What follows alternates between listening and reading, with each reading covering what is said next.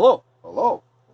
Today we are looking at a mask which may look like an ordinary C3 with fucked up parts on it, but there's a reason for that and there's history behind it, so it's acceptable.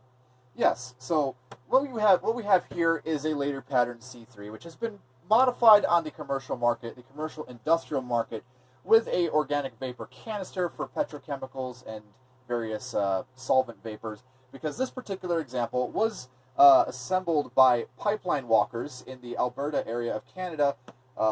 Basically, what that means is that you'd have in an oil facility, you'd have large pipelines, obviously, and you'd have people that would walk up and down the pipelines checking for leaks so that they would repair and patch them before the actual major repair operations took place.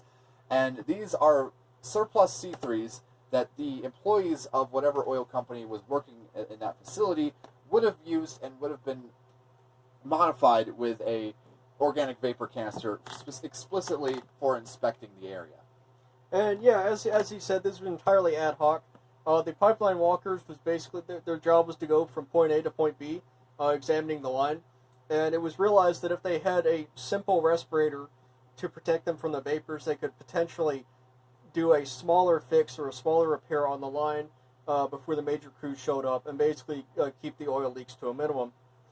Canada obviously has miles and miles of pipeline from the Albertan oil fields to assumedly the coasts and everywhere that it's processed, so this is obviously a pretty daunting task. And the C3 is obviously a very comfortable face piece. It's probably one of Canada is very infamous for its comfortable mask, and so the C3 was no exception. So it would have been a no-brainer for a person who were having to wear a respirator for so long to don this mask and wear it for an extended period. Or what is most peculiar about this example compared to others is the amount of field repairs that have been done to it in order to extend its service life, which isn't uncommon coming from experience and talks we've had with other people in the field. They would pretty much recycle everything until it was just garbage. They couldn't use it anymore. So This is, and all things considered, it's amazing that this thing hasn't been thrown out by this point. Yeah, it's the same thing. There's a lot of sandblasting respirators, or there were a lot manufactured. But the reason there's not that many surviving is because they were basically used until they're destroyed. I've talked to a couple sandblasters in the past, and all their shit is basically used until it's fucking nothing. And this would have been the same. Obviously, it's had a hard life. There's even newer parts on it as well. Yeah, there's some new, some old parts. So let's break down the actual construction of this specific facepiece. So obviously, what we have here is a somewhat later C3 facepiece with the triangular nose and the upgraded harness buckles. And what we have here on the side is a small MSA chemical cartridge canister, rated for, obviously, as I said before, organic vapors, so on and so forth. And that is simply hose clamped onto the side where the 60 millimeter port used to occupy, because there wasn't really any 60 millimeter organic vapor canisters, and one could argue that perhaps they could have just made a 60 millimeter adapter by taking an MSA UltraView hose with a larger industrial vapor canister and just adapting it onto the side. But in this case, they wanted lightweight. They wanted something they could store in a bag and tote with them along the very long journey from along the pipeline. So this was obviously just to be more lightweight, because they weren't encountering the idea is that you would not encounter vapor, so you really didn't need all that protection for such a long journey.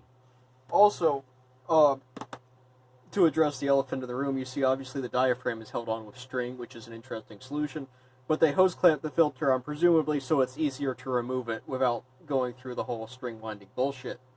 Yes, the diaphragm is obviously repaired in an interesting fashion, as he has previously mentioned. I don't know why in particular they chose string, perhaps because it was easier to remove that as well, while also having it in a more semi-fixed position, but I don't know. That could have been an earlier thing, could have been a later thing, could have been what they just had on hand in the field, but whatever the case, that's what's present on this example. And aside from that, there's not much else to say. It's a pretty interesting assembly, but ultimately it's a bunch of field repairs that we can really only speculate about. I haven't seen many of these on the market, but hopefully more will show up soon. Knowing the way that most of this industrial equipment seems to go, they typically stick with one design for many, many years, and as you said, they use it until it's destroyed. So, I mean, you've already known that sandblasters are still wanting to go after MSA abrasives even to this day, even against NIOSH regulations and, OSHA standards for sandblasting equipment. So, Yeah. yes. I would not doubt that there's probably still Canadians walking the oil fields wearing these masks. Yeah. Or something like them. There is actually, not to get long-winded, but there is actually a rumor among sandblasters, I assume at their meetings or cult things or whatever they do in the shadows, where there's an entire warehouse in Norfolk, Virginia, full of the good MSA sandblasting ones. They don't like the new ones based off Ultra Views because they're way too heavy and bulky compared to the old ones, which have zero safety rags to them.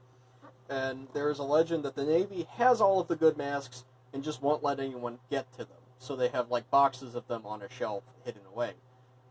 Knowing the Navy, that's entirely likely, but also knowing the Navy, I don't know if the Navy knows that it has those, because the Navy is kind of weird like that. I suppose the only other thing we could show off with this mask, because there really isn't too much to see, is the interior of the facepiece, which, again, it's pretty standard for a usual C3. However, as you can see, there is no inlet valve, owing to the evidence that this mask is entirely custom modified in the field. Yes, but there is a valve on the oral nasal cup, and that counts. Yes, so that would obviously prevent any exhaled air from depositing through the lenses and fogging them, and it would just allow the air to go straight out the outlet assembly on the front.